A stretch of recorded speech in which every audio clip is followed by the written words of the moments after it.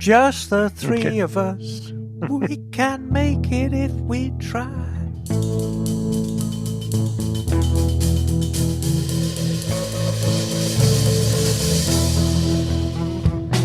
Hey there, welcome to Motorcycles and Misfits. Coming to you from the Recycle Garage in sunny Santa Cruz, California. That's a downright lie, Liza. It is cloudy Santa Cruz, but very seasonably warm.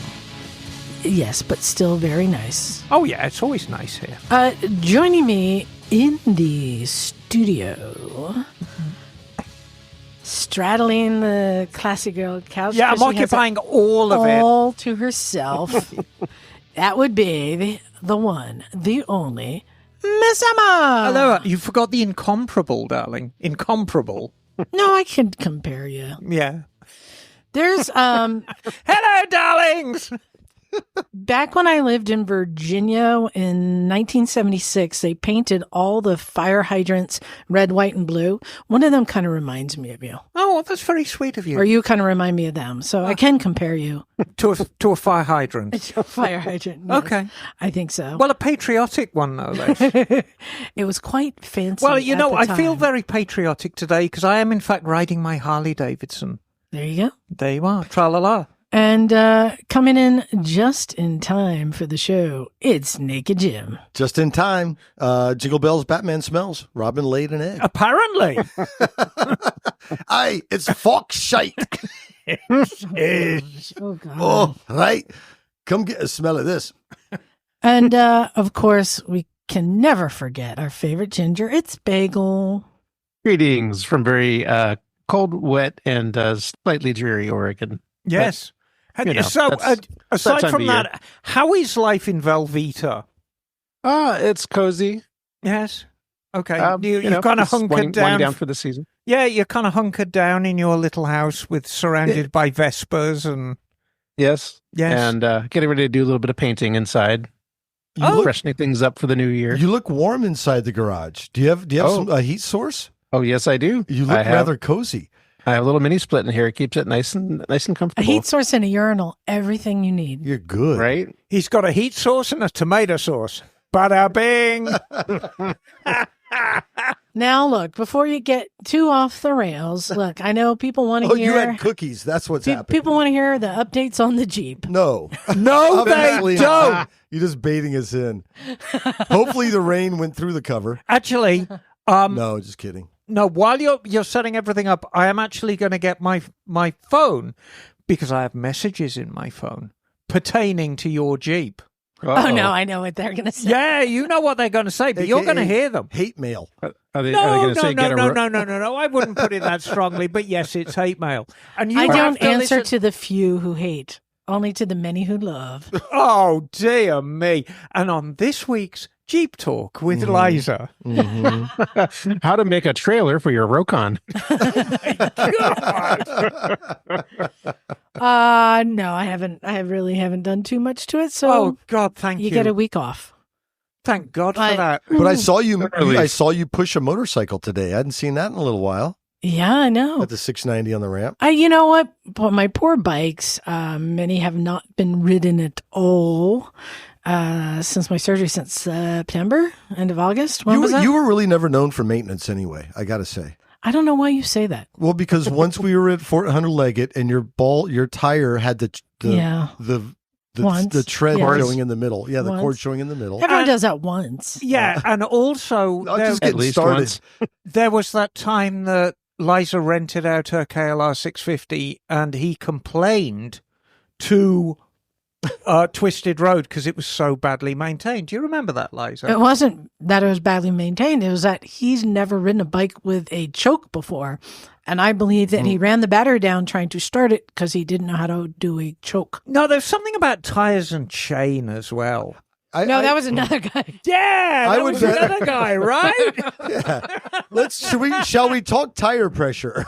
Yeah, but you can't talk about maintenance on a KLR. They really don't deserve. no. high Yes, maintenance. any bike, the KLR deserves a little bit of maintenance. But anyway, you were saying. But no, I pulled out my 690 Enduro just to check it over because it's been a while. And There's some trips potential coming up. Mm-hmm. No, tire pressure it held. Everything, it started right up. Once I charged the battery up a little bit, it's just dusty and dirty, but everything was good. And then I remembered I fixed everything beforehand. I fixed the fork seal. I bled the rear brake. I did all the things. Okay. Yeah. Good. So it's good. She maintained a bike, Emma. Well, I think, yeah. And I believe Mikey 3 times is going to end up on that bike in the Johnson Valley. Because he sold all his Maybe. dirt bikes. So, Yeah, we talked a little bit about, Mike's thinking about bringing the 690 Enduro to the Desert Misfits. They think that's a bad idea. The Misfits Desert Hair experience in Johnson Valley in January. Yeah, I pretty much know it's a bad idea. But because I might be loaning the bike, I just went through everything to make sure it would be okay. And Good safe idea for him. nonetheless. Oh, big announcement. Oh, Bagel may not even know this. I'm going on a motorcycle trip You are a lot sooner than I expected to. this week? Wednesday. Yes, Wow. within the week. Yes. Wednesday night, to be precise. Holy cow. And there's a story attached to it, which, it's your trip now. You tell the story.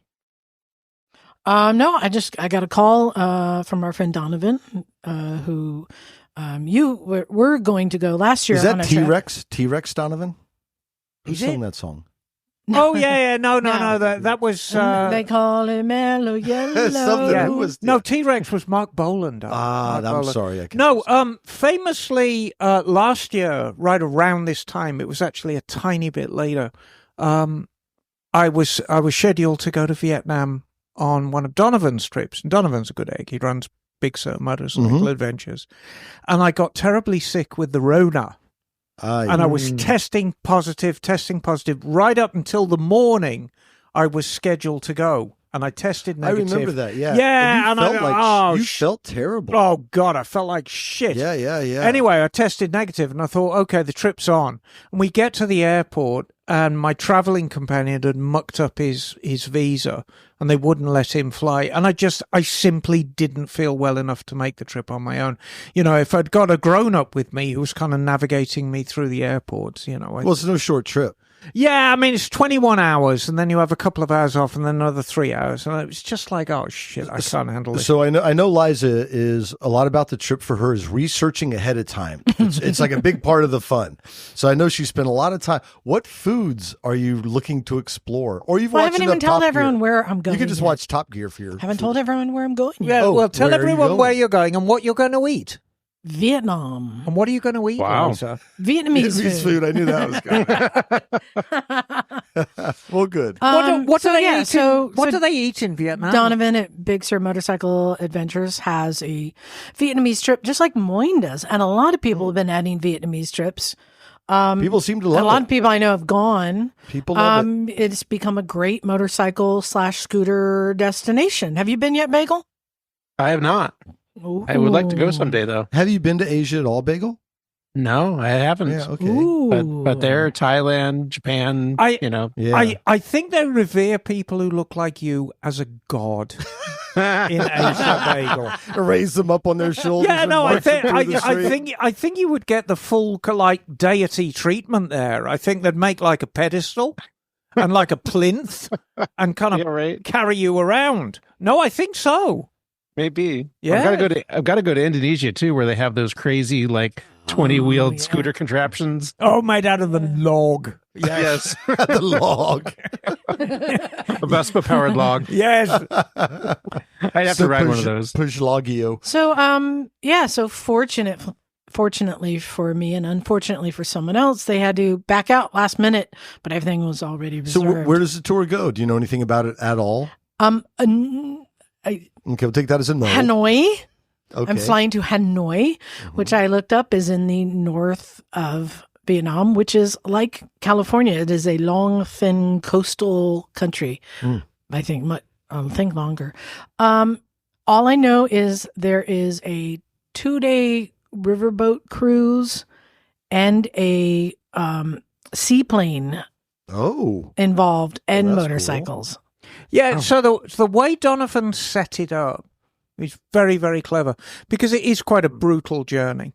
Yeah. And you land in Hanoi, and there's a bus that takes you to the Halong Valley, and that's like just hundreds of islands in this. How long is it? That's what it's long. Dum-dum. And you do this like 2-day cruise, really just to recover. Yeah, from just to the acclimate a flight, little. to acclimate yourself a little bit, and so when you take over the bikes, you're That's fresh cool. and fruity. So river cruise? But Is like that what it is? no, but like blue-green waters with all these like floating islands lovely. and like kayak excursions and all that kind I of mean, stuff. there are people who have lived on boats all their lives and have never really gone ashore in that that place. Well, it's like towns where I've seen towns where they're on stilts or on islands. Right. I think that's Thailand, isn't it? Yeah. Anyway, so Right on. yeah, so I'm going, and some friends of the show, I know Jeremy and Holly are going to be there who Yes. have been to our Misfits rally. Yes. So I know that there's some people I know, so I'm looking forward to it. My concern was, and when he first asked me, I said, no, sorry, I'm still recovering from surgery. I just got it in my head, even though everyone keeps saying, well, when did the doctor say you can ride again? Like, no one told me I can't ride. Mm-hmm. I had just set myself up and said, I'm going to take, excuse me. Bless you. Pleasure. Bless you. Thank you. Guten Tag. I said, I'm going to wait till the end of the year. I'm not going to ride. I just minimizing risk. That was it. And I think that's smart. Minimizing risk is Because- all I've been doing. And I'm glad you're throwing it out the window now. Yeah. No, I'm glad too. Because Well. the time for being a feeble old woman is over. Now is the time for being a reckless old woman. So at first I said, no, I'm She still, called you old. I'm still recovering. But then I said, hold on. Wait a What? minute. I called him back because Jim, we have kind of a motto that we live by, Unwritten code, an unwritten code, because we don't write very well. Do it in your trousers? Do it on the pavement. which is always say yes. Just say yes. Just say yes. Yes. Just say yes. Figure things out, but just say yes to opportunities. And so I called him back and said, hold on. I said no way too quick. Let me just ask some questions first, because I want to be careful with my knees. So what size bikes are we riding? If it's like a GS, that's going to be a struggle for me. He goes, XL 150. I'm like, great, little 150cc dirt bike. I assume they're common all over the world. Oh, yeah. yeah. Is this the same thing with just a different letters that you ride in Pakistan? Because in Pakistan, No, you're this is riding a like dirt bike. We're riding street bikes there. Oh, the Atlas Honda. Yeah. Okay. No, this is a Oh, little so you're riding 150 proper dirt bike. That's cool. So I'm like, oh, that's easy. It should have a low seat height for you, which will be helpful. Yeah, it should just be really easy. Yeah, I'm it like, should be okay. nice. I said, okay, what kind of riding? Is this like an adventure ride? You know, like Moyne likes to take people across deep rivers and stuff. And he goes, no, it's mostly pavement, some packed off-road, like maybe some like water crossings, nothing crazy. I'm like, okay, I can do that. It's like a tour, yeah. And the last thing I said, what if it's raining? Are we going to be riding in the mud on a rainy day? Because this is another thing I've seen on some tours. And again, adventure tours, you're out for a whole nother thing. Mm-hmm. And that again, for my knees would have been Mm-hmm. risk. And he said, no, if it's going to be that bad, we just take our time. I'm sorry. I have to stop for a second. Emma, are you? Oh my gosh. I got so scared. You thought bikes were missing? I thought bikes were missing. There is a big gap on the wall behind Emma The toy motorcycle wall. where the Franklin Mint Easy Rider chopper lives, Which I am. which is one of my holy grails in this room. And Emma found it. And I didn't realize Emma had taken it down, is playing with it. I just saw a hole in the wall. I went, what? How's Anyway. anyway? So I said, Emma, you know pass what? the cookies. I'm going to say yes. And then I'm going to figure everything out. I got to get my visa, got to get this, got to do that, get my flight, blah, blah, blah, blah, blah, blah. But I said, you know what? Just say yes. That's my It's motto. got a working side stand.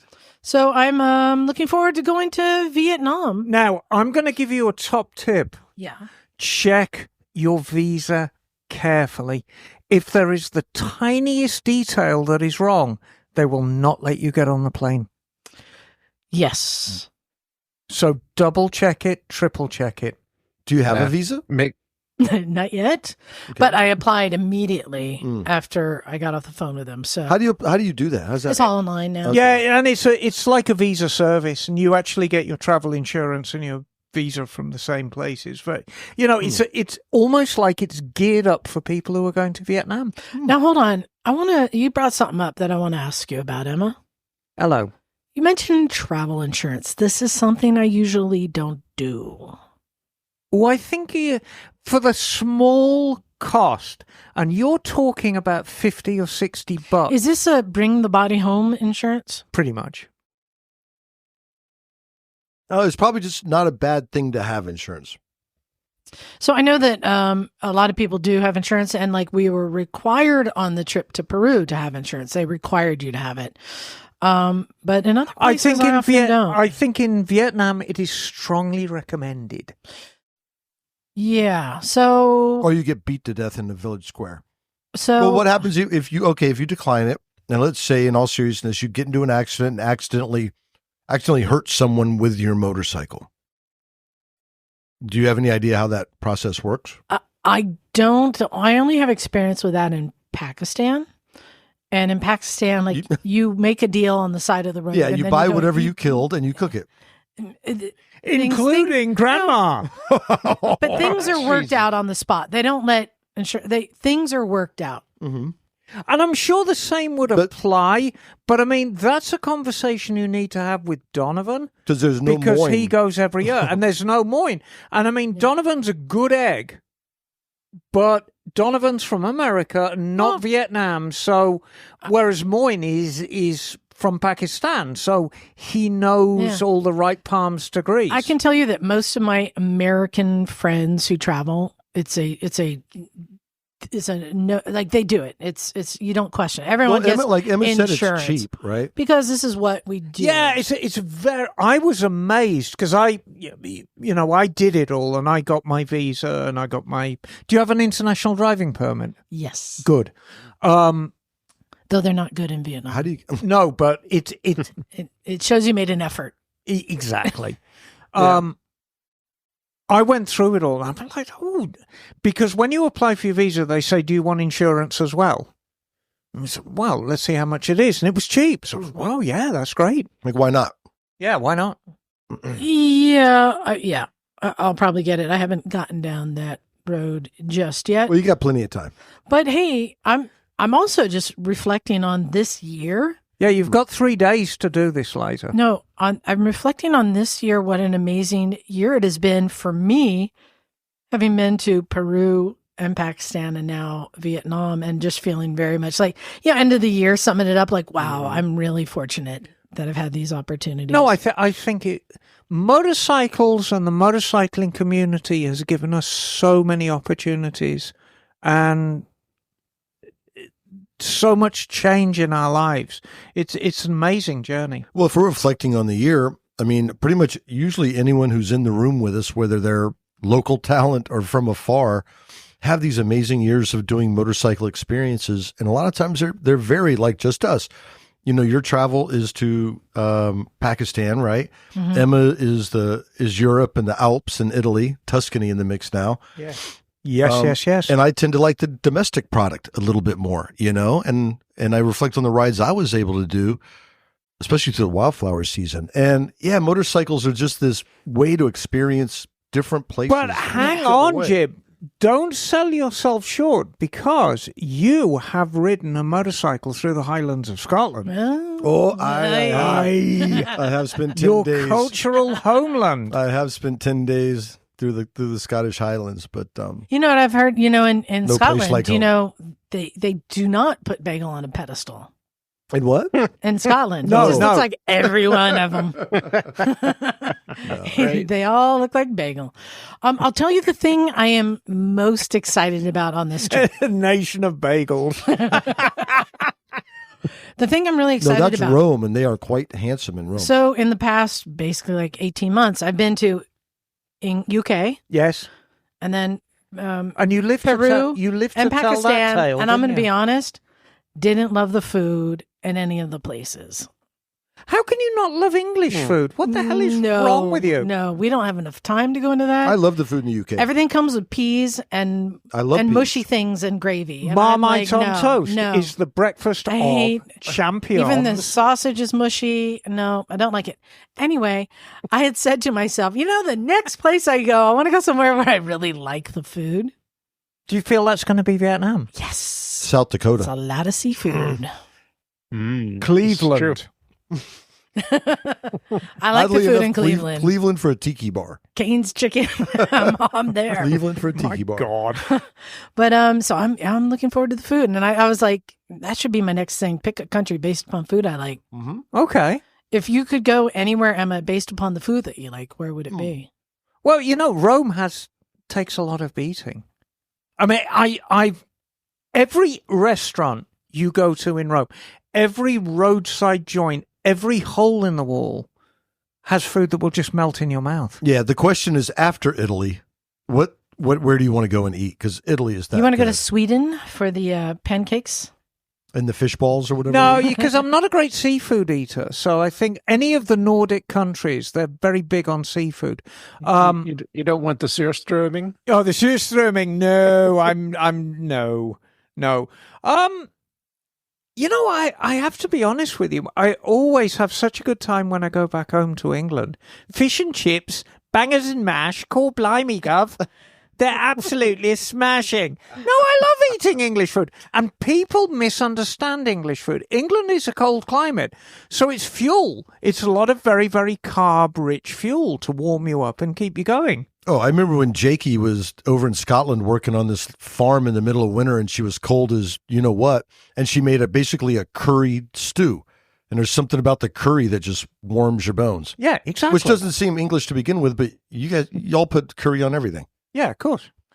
It's cultural appropriation, darling. Especially That's what chips. we do. Oh, curry and chips, not off. Now you're speaking my language, So, sweetie. again, reflecting on how fortunate I am to be able to go around The different world. countries and do these riding trips, which brings us to our big topic tonight. So, because of the giving season, the holiday season, Yes. last week we had Yes. motorcycle missions. Yes, we did. Wasn't Crystal great? Crystal was great. Really cool. Good stories. And I wanted to do nonprofits, people who are really helping out motorcyclists, motorcycle communities. And there's a bunch out there, but a bunch that we already knew about, But I found one that is really cool. So I invited some guests to come on tonight to tell us more about what they do. And this is something, again, we take for granted, that the fact that we can throw a leg over a bike and go ride, something that as riders is really important to us. But for many people, that gift may be taken away with something as simple as an accident and the loss of mobility.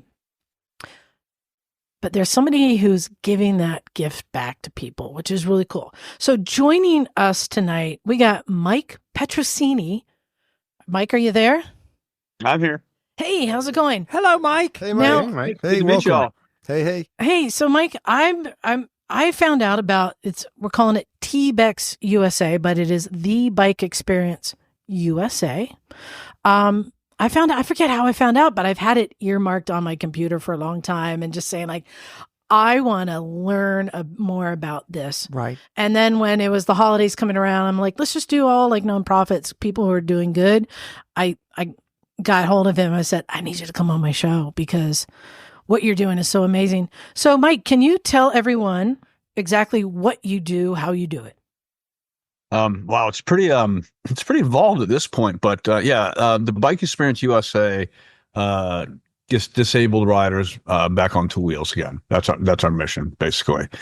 And I'm sure we'll go through it as the evening moves forward.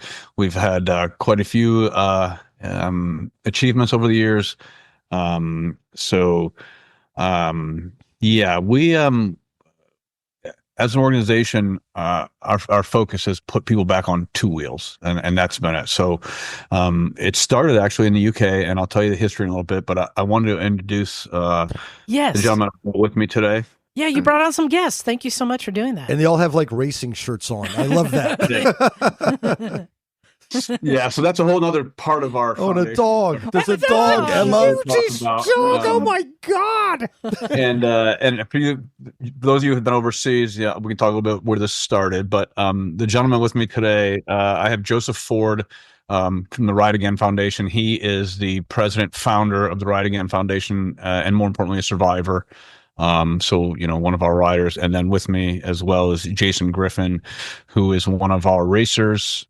He's a former AMA flat track racer, professional racer, and one of the mentors for the Bike Experience USA. So let's figure out who's who. Joseph, stick your hand up. All right, so there's Joseph, which means you must be Jason. Hi. Hey, hello. Thank you for having us. And who's the dog? Banjo. Banjo! Oh, Banjo. I love it. Nice. Very cute. Mhm. Yeah, so Mike, yeah, this is for so many people to lose the gift of riding and then to find out that you're somebody who gives it back. Tell us how you got your start, because there's a reason it's called TBEX USA. Right. So it's a little long-winded. I'll try to keep it as short as possible. I guess 2020, 2021, or 2020, 2001. There you go. I was diagnosed with MS. And being a motorcyclist, the first couple of weeks were very difficult. First couple of months. At one point, I was bedridden for a little bit, and I looked at my wife and I said, "What am I going to do? I'm a motorcyclist. This is who I am. It's not a weekend holiday. I breathe motorcycles. I don't care if I'm working." Mike, I want to say that anytime during this interview, and this applies to your guests as well, if we ever ask questions that are awkward, you're very welcome to say, "I don't want to answer that." The reason I'm bringing it up now, there's going to be a lot of people who say, "Okay, I've heard of MS, but I don't know what it is, and I don't understand what it does to somebody's body."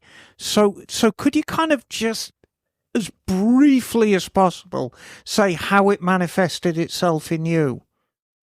So MS is an autoimmune disease where basically, if you're a motorcyclist or any kind of person involved with motorsports, you know that if you have a wire that has a copper wire in it and has the rubber sheath around it, MS is a disease that you have a nerve that has the exact same configuration. It's got a nerve and it's got a sheath around it.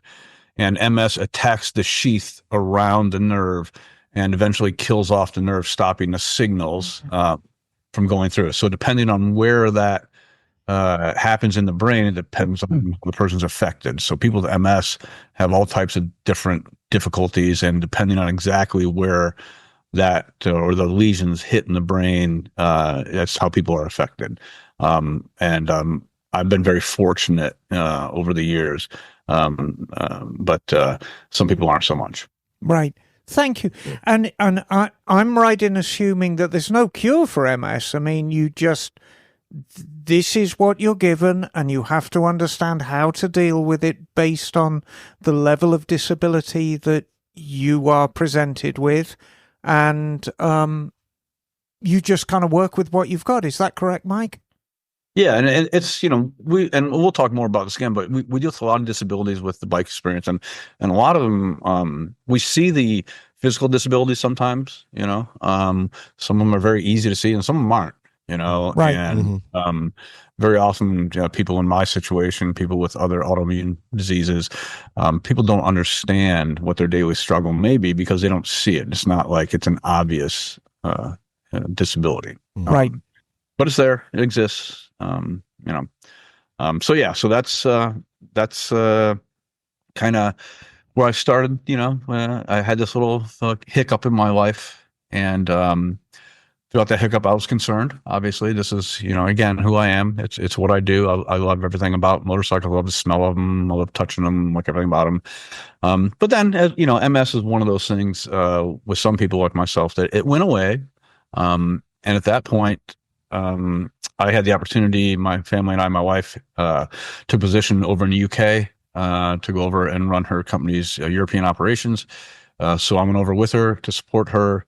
And while I was there, I was volunteering with Oxfam over there, working a bookstore of all places. And I found a motorcycle magazine. And in the back of the motorcycle magazine, I saw an advertisement for the bike experience, TBE.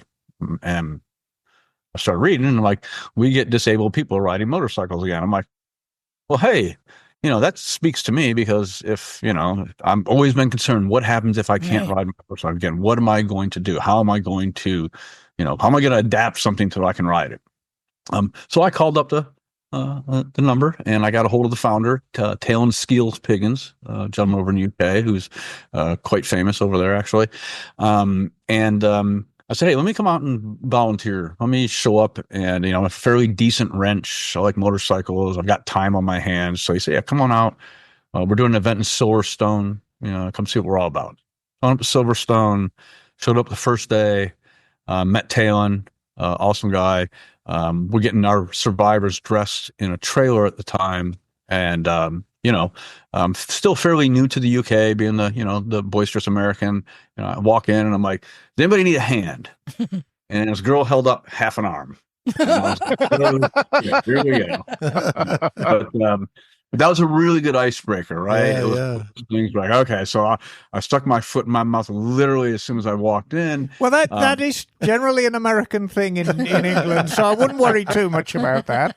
Expected behavior. So it was good. It actually made me very comfortable, because again, I walked into a trailer for the first time in my life, full of disabled individuals who wanted to ride a motorcycle, which I was like, all right, let me see what I can do to help you. So then I went out and we actually went out and, they said, you're going to be involved. We're going to put you out there, and we're going to do a launch and catch, and we're going to help you get these people on bikes. We're going to show them.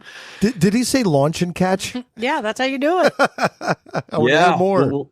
We'll talk about that. It's the key ingredient with the bike experience and what we do, and it's a very simple technique that we use. And once our riders figure it out, the world is their oyster, so to speak. So, yeah. So I went through the first event or two, and my eyes were I couldn't believe what I was seeing, and to look at the face of the riders that first time, and I'll reiterate this, but the look on the eyes, the very first time when they realize, wow, this isn't not only attainable, it's fairly, comfortable. It's just something that I can do, So I did that for a little bit when I was over there. And then at some point I had my wife come out, and she saw what was going on, and she saw, the different disabilities. We were dealing with amputees, stroke victims, a lot of spinal cord injuries, and all new to me, like learning all these disabilities, but once the riders are on a bike and they're out and they're moving again, except for the ones like we're going to talk to Jason a little bit, where his injuries is obvious. It's hard to tell sometimes. So my wife saw that, and she was like, well, this is awesome. Fast forward to 2 years, we were there, 2.5 years. And she said, is there anything like this in the US? And I said, I don't know. So we looked it up, couldn't find anything similar, came back to the US and started the Bike Experience USA in 2016. That's really cool. And I wanted to say, because I said at first, we all say we can throw a leg over, but it's not just people missing legs or not having use of their legs. It's all sorts. In fact, Jason, I was like, oh, wait, he just stood up. Wait, what? What's your disability? And then I had to do some research. I'm like, oh, did you see? No. I want to hear from Jason. Jason, so tell us your story and how you got involved with the bike experience, please. Let's see. Where to start? You can start when you were born, darling, if you want. We've got nothing but time. You know what? You're right. You're right. We met earlier, and we're like, we're gonna be efficient, and we had a plan, and now I see what I've stepped into now, and I'm like, it's even better than that. So we're glad to be here. Oh, it's chaos. Yeah. Hey, we're having a good time. I was starting to get a little nervous, and I was like, we're we're motorcycle people, and it'll just flow, and it will. Oh Yeah. Yeah, And of course it Thank will. you. The one thing we all have in common, we all have this visceral love of motorbikes, darling. So let it all out, Jason. We're here to here to hear from you. Oh God, let me give you the short version. Okay. There is let's see. I met Michael. It was just another chapter in my life. I've been fortunate enough to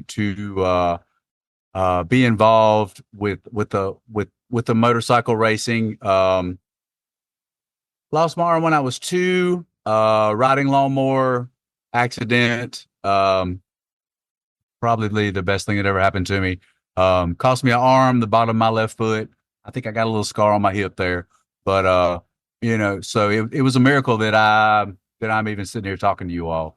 So, God's got plans. Well, I mean, if you have a tangle with a lawnmower at 2, I mean, you're a tiny, tiny body at 2 years old.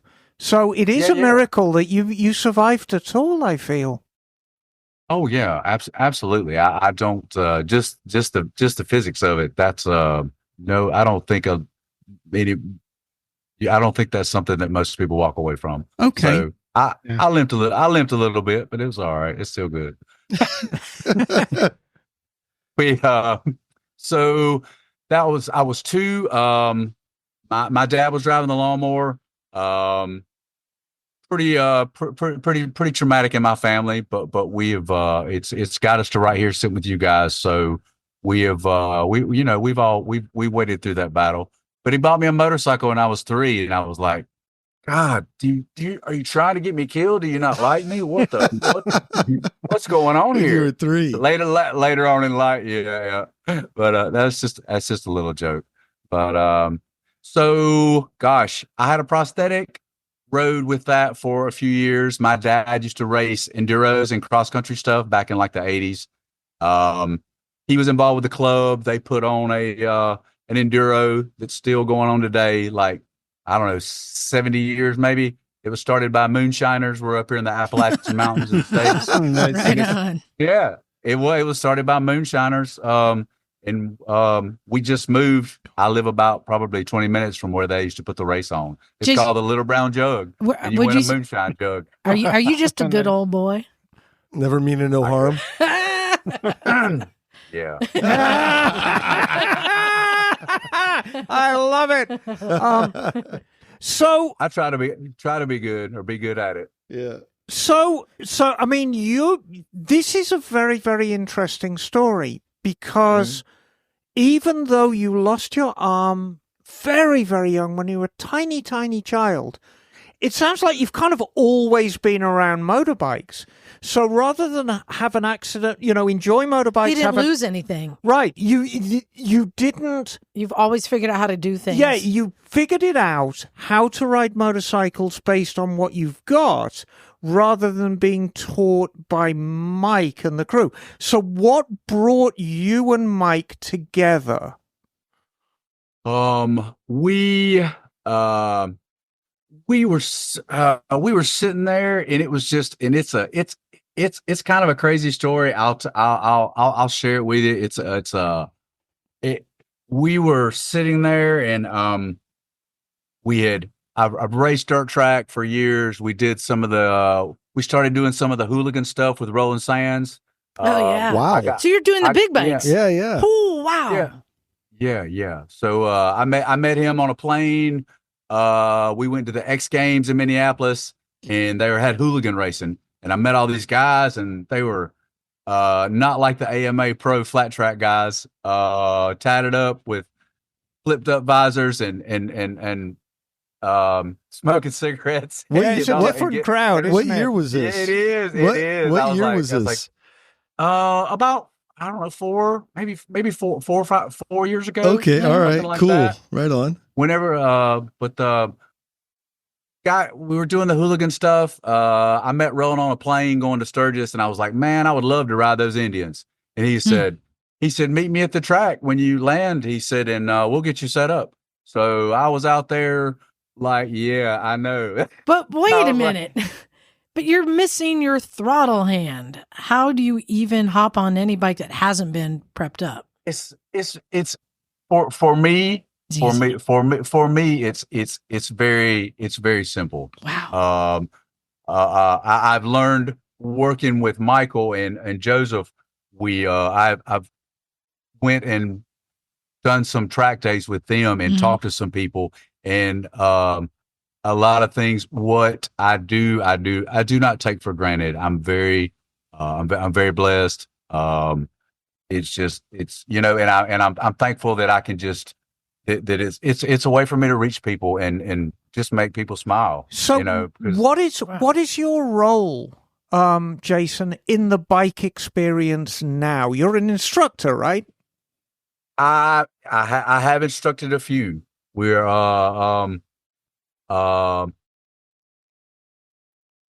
what is my role? I race. Mike, he's the fast guy. I'm a racer. He's the fast guy. I'm a racer at first, but with Michael, we were sitting there and the hooligan stuff had kind of faded out. We had and I was watching Mark Marquez road racing, and I never and I was and just this little voice said, "You're going road racing." This little voice in my head, and I looked at Kim. I said, "We're going road racing." I said, "I have no idea how." I said, "I don't know how we'll pay for it." We just had finished a house, and racing's not cheap. We spend every dime we get on it. And about a week later, my friend called and he was like, "Hey man," he said, "I want you to talk to this guy." And and I FaceTime with this guy, and to this day, it wasn't Michael. And I don't even know who the guy was, probably vanished into thin air.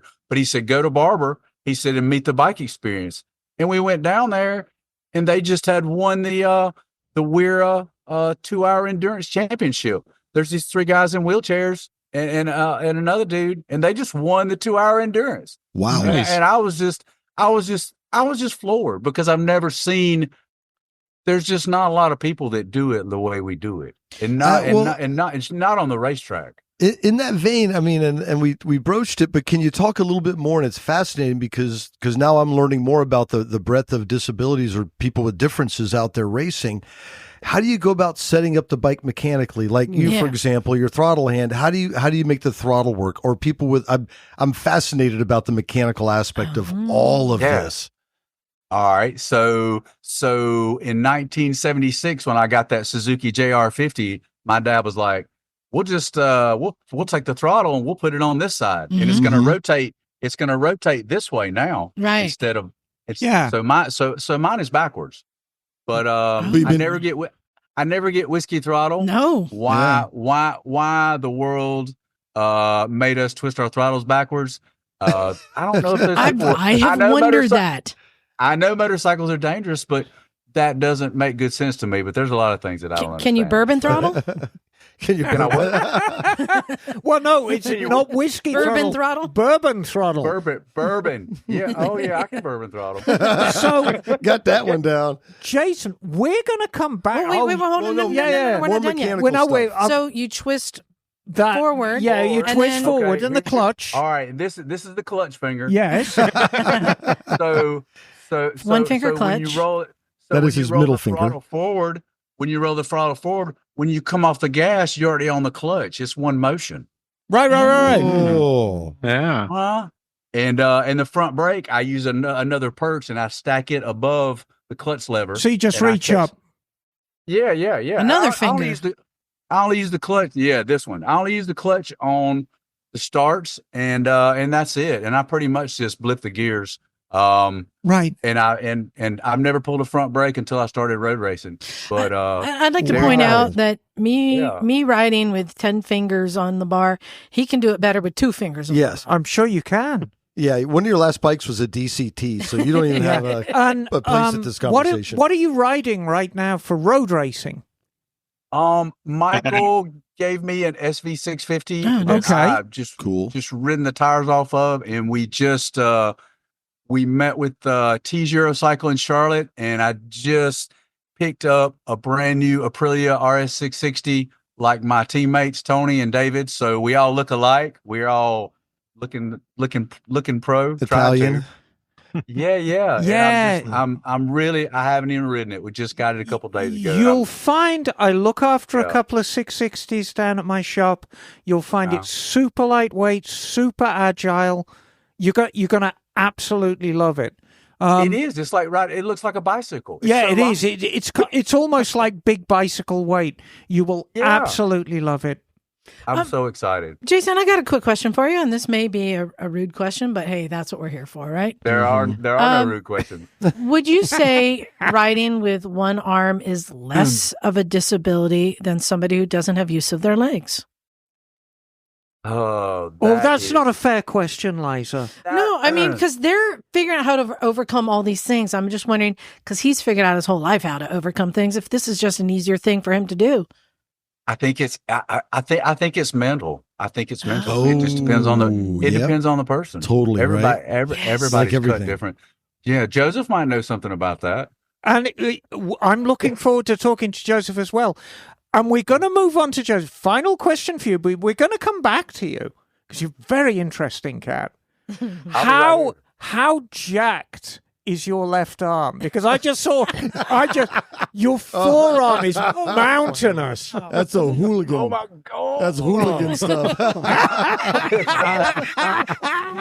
Oh my Lord, that is, I know. it's like Like iron. like an alien. Yep, that and 145 pounds. Okay, fantastic. Wow. Thank And you fast for as sharing. fury. Joseph, your turn. Your turn, Joseph. We want to hear all about you now. And Joseph, do you prefer Joe or Joseph?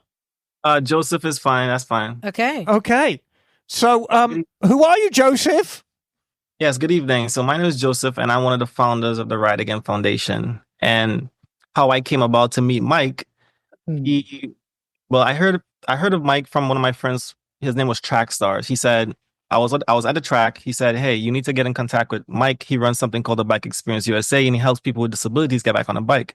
So my disability is on June 2019, I was involved in a really bad motorcycle accident where I broke my neck, my back, lost my spleen, shattered my entire private area, lost a couple of teeth, lost both my legs. Wow. On the guardrail, it took my left leg off, straight off like butter. Wow. On the right foot, I was just hanging on thread, man. And I had full gear on, 100% gear. Yeah, guardrails. That'll do it. That's a big wreck. Yeah, that's Oh hard. my God. The biggest wreck you will ever see because speaking of it, because I understood the level of my wreck, I was in a hospital and I was trying to figure out ways of how to bounce back, not to get back to the bike, but to figure out how to live life because now I'm doing everything I'm supposed to do, right? I got a good job. I got my wife. I got my kids. I got a house. Got a dog. All these different things that's going for me. And now I'm in a hospital bed with no legs, which is I've never thought. You can pay me to tell me I'm going to lose my legs in my 20s. Never that, right? Right. So, Jason, can I ask you, how old were you when this happened? Jason, you mean Joseph? Joseph, forgive me. Yeah. Oh, this was in 2019. Yeah, So, just how recently. old were you? Oh, I was 29, 28. Oh, I'm 35. man, that is a tough age to Yes, be brother, faced yes, with yes. that because, Oh, with a family. yeah, exactly, Yeah. Oh. because you've already established your life. And by like 26, 27, 28, that's it. We're in for the long haul now. And so that was pulled away from you. Wow, that's wild.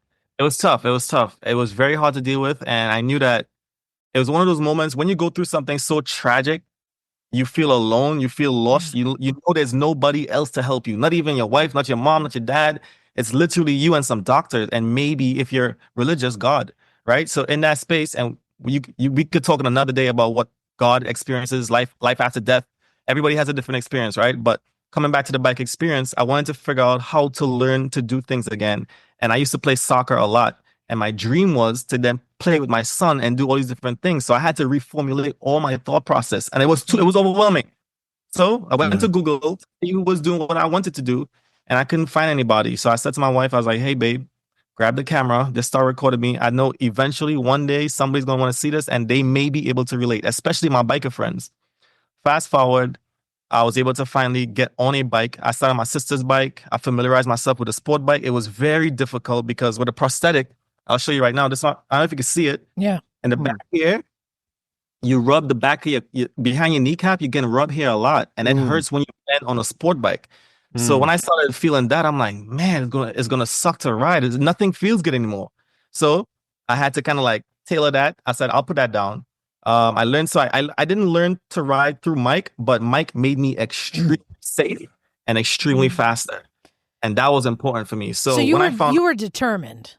Like, oh my God. That's an understatement. It sounds like, was there a point, like, how long did it last where you're like, oh, my life is over, I'm not going to be able to do these things, to the point where you're like, screw that, I'm going to do this? How long was that period? It took me about, that's a really good question. In the hospital, I was dying. Like, I was really dying in the hospital. So I had to get strength fast. I couldn't even lift a cell phone. So it happened in the hospital where I knew that I was dying. So I had to fight for my life. So once I figured out I can get past that, everything is hard. Like in the disabled world, depending on what your level of disability is and how injured you are. I'm one of the injured disabled people. Yeah. Like I'm not a regular amputee where you see walking around looking fine, though I may look it. But when I'm like after this call, when I'm done, I gotta go get my medicine. I gotta go to my walker. I gotta get my crutches. I gotta get my heating pad, because a lot of work that goes behind just even sitting here talking to you. Right? So when I met with Mike and he gave me something called a Pingle electrical shifter, right? He helped me install that into my R1. And immediately that feeling that I got when I was finally able to say, I think I'm going to be safer, and I could finally actually perform on the track, where on the straightaway as an amputee, we shift with the heel of the prosthetic leg, depending on I lost my shifter leg, right? So I had to shift with the heel of the prosthetic leg. And once you start going like 80, 90 miles an hour, the wind starts to take your leg a little bit. So everything feels unsafe. You're shaking. Everything is just crazy. So then even when it comes to the stop, you would rather have finger shifting to be extra safe. So when he gave me that ability, that moment, that feeling was full circle for me. I had to literally rebuild my life. And then finally, I was able to overcome on the motorcycle. And once I realized that feeling, I said to myself, we have to duplicate this process for everybody, but for free, because this cost me thousands and thousands, if not, I'm lying, millions. My hospital bill is well over $1.6 million, right? So when we go through these things as disabled folks or as a rider, I feel like it's important to have some type of support group, and we don't have anything that's out there. So with Mike creating the Bike Experience USA, and then with me with the extension of the Ride Again Foundation, which we take you from his experience to the track to get a full dope experience in a safer environment, it just made too much sense to me, right? And that's how we came about. Nice. Now I want to ask the same question. Joseph, do you think it's easier to ride without use of your legs than it is without an arm? I was laughing. Yeah, that's a really good one. So having one arm is very difficult, but he's right. 100% mind. As long as you can tailor you guys could even pretend to have one arm and go on a bike, but you can't pretend to have no legs in a sense, right? But for example, with braking, I don't have a brake foot, right? I can't use my rear brake anymore. So therefore, coming in hot, it's a little bit different if my bike is not adapted properly, right? And my bike was never adapted properly. I was riding a stock bike all my life, before I met Mike, right? I was riding a stock bike and it was dangerous. So therefore, if he was to ride in front of me, you would really have to trust my ride, because I also have to trust you not to mess up, because I will take you out for sure, 100%. If you, so there's no mistake. So you're always leading the rides. I can see that. The riding with a disability, you just can't make mistakes. So I think it's definitely mental. Once you can adapt, it's possible. So I can say to Jason, I don't know how I could ride with one arm. I can say that, but my legs, I know it's possible. So it's just all mental. Yeah. So 2 years ago, when we were at Vintage Days, remember I was doing the parade lap, and I'm lining up to do the parade lap, and I look to the guy next to me, and he had one arm. I was right there with like, you. Yeah. What? How can you do that? And we interviewed him. Guy? His name is Charles. He's a guy who had lost his arm in an accident and just cut the bars off of his dirt bike, flipped over the controls, and just didn't stop. Yeah. Just didn't lose a beat. Yeah, he was a good Ohio boy. Just a good Ohio boy, just out there riding. And to me, I was like, oh my gosh, that sounds scary. But to see people just not be phased and to keep on going. The passion of motorcycles, right? Inspiring. I wanted to go back a little bit to Mike and say, Mike, let's talk about TBEX. Is that what you call it? Do you call it TBEX? Do you call it? Yeah, I call it TBEX. Yeah. TBEX. How many people have you given this gift to? Have you been the conduit to get them back to riding? It's it's not a lot. It's less than 100, I guess, over the years. We started in 16, but it's more. You can't quantify it on just the riders. It's everybody who shows up. It's the volunteers. It's it's when I started this, my only mission was to put somebody back on a motorcycle because that was fear of not being able to do that. And then it took me a very short period of time to realize it's way more than that. It is about building a community. So Right. so for example, when we first started this and we would have people come out and we dealt with a lot of spinal cord injuries, a lot of paralyzed riders from the get-go. And that was kind of my niche. Those are the people I knew. We had older riders because I'm older, we finally brought some young blood into the situation. But the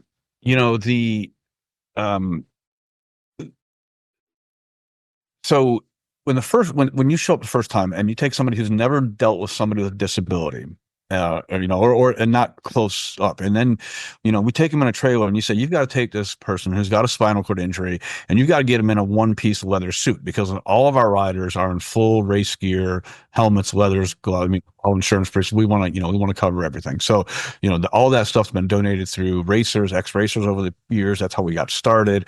But yeah, so you take somebody spinal cord injury, you put them in a trailer with a couple of volunteers and you say, take this person and let's get them dressed. Well, we do with all kinds of foot drop and coat or toe curls and things like that you don't realize. So, now I hear people in a trailer and, at one point my wife was obviously one of the original riders, and I heard her in the trailer with a girl named Ruth, and my wife going, "Oh my God, I'm sorry. And Ruth's like, I can't feel that, but it breaks down like all these barriers because now you're being very, let's face it, you're being somewhat, you're intimate with somebody. That's intimate, yeah. Leather suit, and you're learning, and it just so rider wise, less than 100, I guess, over the years. People we've seems like a lot have been involved. All of our volunteers come back. They all come back, and there's a reason for that. It's just everybody gets something from it. And I didn't realize that at first. And I guess when I sat back and I thought about how awesome my first day was, so just on normal, getting people back up again. And then we bring the race guys into which are a little bit different. So is there any disability you haven't been able to figure out how to overcome? Not yet, no. Because I'll tell you, we see here people who have lost legs, lost limbs. Emma loses her head sometimes. I'm wondering if you can help her. So I will say that, stroke victims, the brain injuries are very difficult. They're all different, just like my MS. It depends on where, where the brain is affected, what kind of, we all ask, we ask all of our survivors, what is your riding experience? What ride in the past? How long ago was it? What is your disability? How does it affect your mobility? So we've been able to put people up there that you wouldn't think, and every rider's goal again is different too. So if you take a stroke victim, like we had a gentleman in the UK who was a non-communicative stroke victim, couldn't speak, but was fully aware of what was going on around him. And just couldn't. So for him, in the year and a half, I guess I met the man. His goal was, every time he got on the bike, by the time I left, he was going 100 yards, 150 yards, somewhere in there on a bike in a straight line, and that was huge, right? So again, everybody's goal is different. We don't turn anybody away. One thing we do, and one thing we are. Right now, we require that you have some riding experience in your past. We have taken people that had not ridden before and put them on a motorcycle, and it's really tough. You take somebody who's never ridden a bicycle and you put them on a 400-pound Aprilia for the first time, and you're asking a lot of them. And we learned it's kind of tough on equipment and morale. We are building an outrigger bike that we had over in the UK, so we can offer training to people who have never ridden, and that bike just allows you to fall over time and time again and just restart without any issue at all. So, that's the only reason we are. But other than that, if you You know, if you want to ride, we'll figure it out. I'm not saying we can help everybody, but we will certainly do our damnedest to. But if you don't mind me saying so, Mike, I think you're selling yourself a little short by saying it's only 100. First of all, both me and Jim are agreeing that sounds like a lot, but it's not just those 100 people. I feel that perhaps those 100 people, the lives you've touched, are far beyond that 100 people. It probably extends to thousands, because those 100 people are going on and doing different things within their lives and enriching other people's lives now. And it's just got this wonderful sort of spreading ripple effect. We're building a community, and yes, and I'll tell you, we're going to get to some of our racing endeavors moving forward and how that's all come about, and everything. But very quickly, for example, we're all about community and sharing, and having our survivors not have to go through this alone and not have to figure out how to adapt their bike for the first time on their own. We're putting people that come to us and we're saying, hey, we've already figured this out, and here's a group of people you can talk to. And to be honest, some of the conversations we have with the race team, it have nothing to do with motorcycles. It's about everyday life. Right. So, for example, we have a young girl who races for the Bike Experience USA, raced our endurance team, and all of our races are doing their own individual sprint racing now. Her name's Cora Leonard. If you don't follow her, you should. Cora is a young lady in her 20s from Macon, Georgia, was a dirt bike racer, had a road accident, was paralyzed on the road. Her mother and her fiance and her family called me up and said, hey, we really, we were getting ready to get Cora a road bike to go road racing. She had this accident. We'd love to have her come out and see you guys. And at that time, we were racing in Road Atlanta, one of the last endurance races of the year with Wera and N2. So I had 4 of our paralyzed racers out there. Cora shows up with her whole family, mom, dad, fiance, and we have a good weekend. Again, we won that championship that year, so we've got some fairly fast riders. But Cora came out that day and they hounded me to put her on a motorcycle. Mom was hounding me, dad was hounding me, fiance was hounding me, Cora was hounding me. So I had one of our adapted bike. There's the bike Jason's actually been racing. And we took her out in the parking lot and put her on that motorcycle. That was 77 days after she was paralyzed. Wow. 77 days after her accident, we had her on a motorcycle. 88 days later, we had her on a racetrack. Most important thing about that is that day Cora came to the track, she gained 5 uncles, some guys that been living, right? Like they've been living with the same condition, and some of them for years. Dave's 33 years in the chair, right? So, it was beyond the motorcycles. All of a sudden, if you have a problem with whatever's going on with your wheelchair, whatever, so that's really what's probably the most important, the most amazing to me. So yeah, it's that community and yeah. Can we? I'm not sure if we're allowed to talk about this or not. Can we talk about what Cora's trying to overcome right now with her racing? We can. So I'm not privy to all the ins and outs what's going on, but if you follow Cora at all, just so you all know, we have and there's a little history to when we started going to the racetrack, but what we've accomplished with a bunch of our disabled riders. And at any given time, TBEX might have 5 riders, 6 riders in 5 different tracks in the U.S. competing in sprint races. So Cora's a little unique. She's young. She's instantly coming from dirt. She instantly jumped into road racing pretty well. And her first year running amateur, she won 10 regional championships with Wera. So wow. Oh yeah. Not just races, that's championships. And keep this in mind. Most of our riders, specifically our spinal cord injuries, our paralyzed riders, have to start from the back. We have to hold them up. So every time she starts a race, she starts from the back. So that means she has to pass everybody. Wow. That was a question we were talking about in the garage. Like, what would be a limitation meeting some of the rules of racing? You can't have something extra on the track, right? It depends. So yeah, we're going. We deal with that individually with each race organization. So anyway, so Cora, won the first year. She won 10 championships, starting from the back as an amateur. They bumped her to expert this past year, as they did a number of our disabled riders. We couldn't hide them in amateur anymore because they keep winning races. That happens. So yeah, Dave Hunt, they bumped him the first year competition to make him amateur again, and then he went out and won his first 3 races, and they're like, no, this isn't happening. Awesome. So Cora's thing is, Cora had hoped to race. She'd hoped to race in the Junior Cup in the 400 series Moto America. It's up to like 25 years old. There's an age limit, but it's run the 400. She's actually run the KTM 390. And she raced we had a ultra lightweight Ninja 400 she raced for us in the 2-hour endurance series. But anyway, so she has the pace. She's proven that. She doesn't really have anybody to race anymore when it comes to club racing. But Moto America has denied her race license because she can't walk. Now, with this, I find hard to believe, and we've had Wayne Rainey on our show. Yeah, we talked about this. Like, we know Wayne. We know Wayne. Who has also gotten back on a bike, not racing, but gotten back on a bike. So how is Wayne not how is this on? not unless it's something technical, like you can't have something attached to the bike, or can't have something holding, or you can't have well, so those are things we're working on the technical aspect of it, but the reality is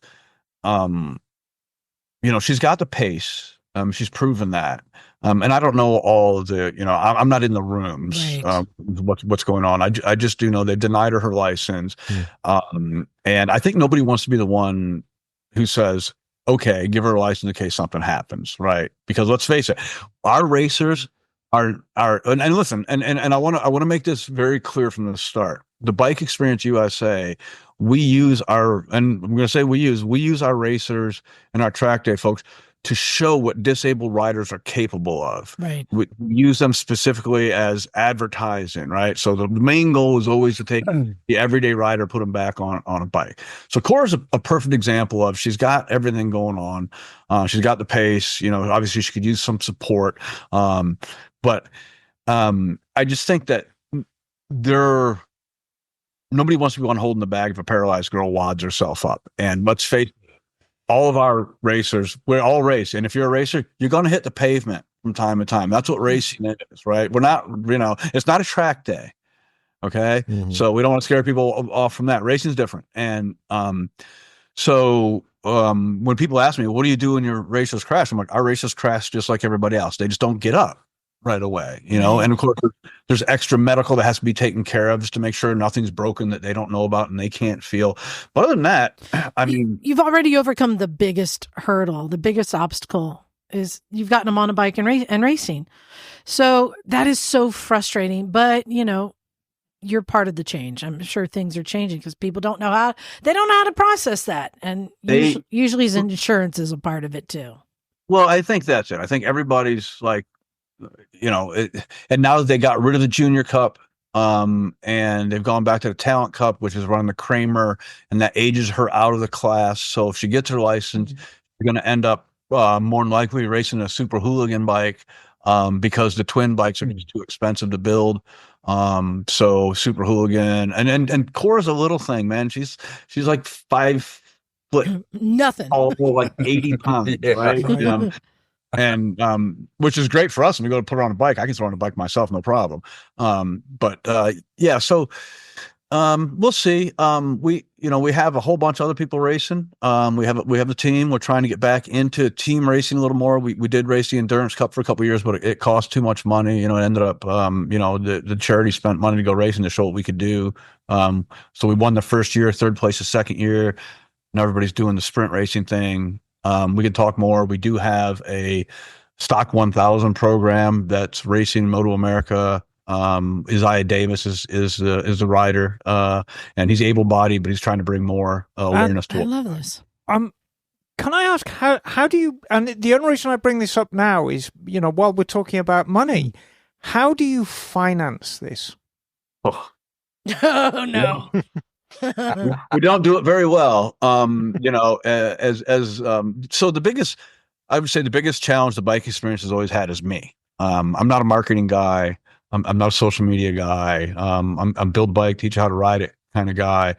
And that's why we'll talk more, and hopefully we'll get more of a chance to talk with Joseph about the collaboration with the Ride Again Foundation, because, Joseph's the director of marketing for the Bike Experience USA, newly come on, and this is the blood we need. So for the most part, it's been individual donations, some corporate donations. We're always almost out of money. And that's why we couldn't go racing as a team again. Right. Now, Well, are you 501c3? So if people donate, is it tax deductible? All of it. Tax deductible. We take, cash donations, in-kind donations for certain equipment, what have you. Right. Like I said, we established in 2016. We've got almost 10 years doing this. Every single penny that comes in here goes back to putting people back on a bike. The only time we spend money, I would say, quote unquote, frivolously, is it's not for the race team, and it's not, all of our racers are putting money out of their pocket. It's for entry fees and what have you, just to keep us in the paddock. And people will tell you, we're a norm in the paddock now. When we first started racing and I showed up with 5 guys in wheelchairs and we went to a riders meeting, there were a lot of people going, what the hell is going on here? And then our guys went out, and Dave Hunt, who's one of our fastest riders, his injury is very high. He's been in the wheelchair for 30 years. I finally talked him into going racing after doing track days for 20 years. And his first 4 races in Road Atlanta, he won all 4 of them. Nice. That's awesome. We've got some riders Here to stay. Yeah, and Jason's one of them. He's just there smiling, but I'm glad to see, and Jason just let the cat out of the bag. I'm glad to see Jason got a competitive bike going forward for 2025. Yeah. And we certainly would like to see a little more help in that respect. Bagel, you got a question? Yeah, I had a question of going back to bike adaptations, because there's one technology that's been around for a very long time that I don't know if you've thought about. Have you taken a look at vintage scooters as a way to adapt motorcycles for people with disabilities?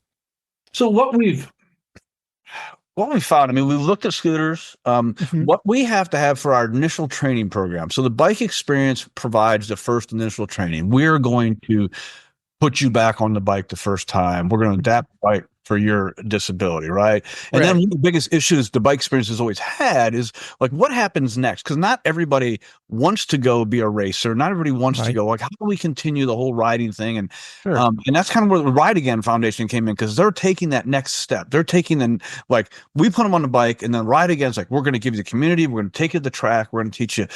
But for the most part, our motorcycles in the initial training, they have to crash well. They have to be able. And when I say crash, in our initial training, most all of our quote unquote crashes are tip overs, right? Yeah. Somebody who's paralyzed, we catch them when they come in, and they don't want to run over to catcher, so they stop short and they fall over, So but they can't be like cruisers and things like that. It's just too hard on equipment. So we wanted to give people the feel of being back on a bike. Originally, to this day, we started in the UK. We start everybody on the Aprilia Mana 850s. I thought that's what I saw. Yep. Automatic twist and goes. We've got 3 of those. One's converted OE to a left-hand throttle brake setup, so people that are missing their right arms, what have you. And then we did some DRZ 400 Supermotos for a little while, and we realized that they're a little tall. They fall over well, but they're tall and they're narrow.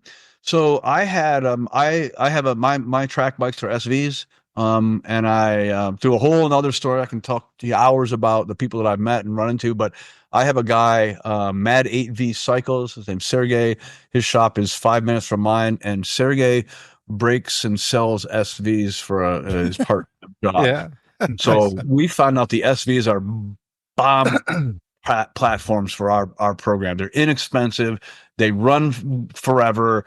I could buy a brand new one, 12 years old or 15 years old for $2,500 that literally is ready to go. And they do crash well, don't they? They're fantastic bikes for our purpose. They really are. Bagel. Yeah, well, and I think that sounds like a really good platform. But the part that I wanted to touch on was the way that vintage scooters shift might be something that is very useful for adapting modern bikes. because I'm not sure if you're familiar with the twist grip that a lot of vintage bikes use. They have a shifter on the left-hand grip with the clutch built into it. So you pull the clutch and twist the grip all in one motion. That's cool. As a way of shifting the gears and operating the clutch all with one hand. And that's something that you might want to look at that might come in handy for some riders. Well, I have an old Harley Aramaki that has that set up. Oh, cool. 65 Aramaki. Nice. So yeah, what we found is, to be honest with you, the spinal cord injuries are probably the easiest to adapt to bikes. To give you a quick lowdown on how we do this, and it's different levels of how we do it. So for our initial training bikes, for the Aprilias and for the SVs, the initial training bikes, we use the old metal bicycle cages. We all had as kids. Bolt them on, and then if we have to, we use an 1/8 inch thick bungee cord just to hold the heel in place. But that just holds the feet in place. And then we used to run Velcro from the frame of the bike to the knees on the knee sliders on the leathers. But we found that a better system is we take a strap, a Moto D strap, we put it underneath the rider's legs, and then bind the legs together over the tank and over the top of the seat, so the knees can't flap out. And then we just put a shifter on and a thumb brake. So whether it's some riders like the thumb and forefinger shifting, some want just a double thumb shifting. It depends. All the riders like them a little different. Yeah. But so anyway, the rider's not attached to the bike in any way, shape, or form, right? In the event of a fallover. Now, some of our racers, like David Hunt, he uses the old mountain bike twist in things where you put your foot in, twist them in, and hold them there. But we use most of our racers, spinal cord racers, the people that are unable to use their lower extremities. We had a girl I met overseas in the Netherlands, Ula Kajul, and she developed a magnetic system. Wow. We've since adapted it here. We use it with Woodcraft rear sets, and it's a magnetic plate. It's aluminum plate. We bolt into the rear sets of the Woodcraft, and then we just put magnets in the boots of the rider. And depending on disability, the nice thing about this system is we can adjust the strength. We can add magnets. We can take magnets away. That's so if awesome. You're an amputee, if you're an amputee and your socket, we don't want it to be too strong to pull your leg off. We can adjust the strength of the magnet. Then we can flop them backwards and forwards. So that's how we hold the feet on, bind the legs together, and basically, that's it. It doesn't take much. That's pretty cool. I have a question for Joseph. As a rider and an instructor, what is the biggest hurdle to overcome? Is it the physical disability or is it the mental? Because for a lot of us who've had an accident or even a close call, you get spooked. Right. And it's hard to keep riding. So what was the hardest for you, and what do you encounter with your riders? Yeah, I would say that's a great question, and 100% the mental, because everybody's physical would depend on how crazy the injury is, but you can always overcome an injury. So with this podcast, if you're listening to this and you're injured right now, you can always overcome the injury portion. Now, the mental part is, I don't know if I can do it, right? So I don't know if I can do it, and what it's like when you do it, and can you stay alive and not get hurt again, right? So you go through this process of just the anxiety portion of it. But once you get a lot more seat time will get you always more comfortable. But you run the risk of, where can you get seat time? So that's what Mike was just saying, you can do the events in the parking lots and get them back on the motorcycle. But then what happens after that? So you go home, you learn to ride again. You're like, wow, I did it. And that gives you a level of independence that you have never had before, because again, your life has changed. It's another way of being born again, right? So having to learn everything again, and the bike being the main thing that took you, well, for me, the bike was the one that took me out. It's another step up of the anxiety. It's like, oh my God, this is the very thing that almost killed me, but yet I have to go back on it. So I had to do with my friends and families. I think other riders also have to deal with this, especially, let's say you have a kid and your wife is like, yo, I don't want you back on that bike again, man. And you have to live the rest of your life in that darkness. And a lot of people, based on the experience that I speak to a lot of survivors. So a little background, ever since I started telling my story on social media, I've gained millions of views. We're talking over 60 million views in the past 4 years, right? Maybe more than that now. It's probably 100 million, maybe. I don't know. I don't keep track of it because I'm more focused on helping people now. But a percentage of that is always survivors, and with many different styles of disabilities. But it's not just about the disabilities, about what the life is like when they are living like that. So a lot of people say to me, hey man, for example, I was riding with my wife. My wife was a backpack and we both went down and she lost her arm and I lost my leg. So that trauma behind that, he feels like he's responsible for his wife, not, her life has changed forever. And how do you overcome? So it's a bunch of questions, and I utilize my story as a platform for them to see it, right? So more eyes on the prize. Once you can see what's possible, then you feel you have the ability to get past that mental portion. So that's why I agree to say the mental is harder, and everybody I feel has a job or a role. And my role in terms of being born again was to give people that light or that vision or that hope to see that it is possible. And through Mike, having Jason on the team as a mentor, and our other team members, we just have the same purpose and the same goal, and just to help people get back on the motorcycle. Nice. So you guys are focusing more on track, or are you getting onto dirt also? Because Jason, to see like the pictures of you ripping around that track, that's not easy with all your limbs, because the conditions are changing every time you go around. It becomes unpredictable. Have you seen his arm? I know. Have you seen that thing? But at least the track is more predictable. So are you guys putting people on dirt also? As of now, not yet, but as I continue to grow, that is a big plan. We have Jason, who's most likely going to lead that because he's a professional in that. So as we expand, the goal, one of our long-term goals, is to have a track, and within that track, we have place for our survivors to stay at, because right now what we do, we funded everything out of our pockets, right? Last season, right? So we pay for accommodations, we pay for your hotel stays, flights, transportation from the airport to the track. So it's very expensive. So one of our goals is to have like a one-stop hub where we can house a track, we can have people there. It's you just come, you fly, and you leave there. That's it. It's a lot because then a lot of tracks aren't necessarily set up for people with disabilities, right? Right. So we have to make things make sense. We have to go there, view the property, and the world's not designed for people with disabilities. Yes, we try to adapt, but our goal is to create a world for people with disabilities so that they can feel comfortable, so that they can essentially get past that darkness. And what I like to say is, we found a cure for a form of depression. And I'm telling you this 100% right. As a biker, if you can get back on a bike, you automatically feel like you can do anything else. Yes, you're going to struggle. I'm telling you, you're not going to struggle. You're going to struggle, but without the bike, doing it without the bike, I can't imagine that. So for me, yes, I have no feet, and yes, I'm always in pain, but there are people who don't have the ability to ride or don't have the access or the resources. So for me, yes, it's hard work, but I get to be in a place to give them that opportunity. And with us joining this team and this collaboration, we're now able to utilize the social media fame that we have. All the survivors that are just in a queue waiting for an opportunity, whether it's international, domestic, we have everything.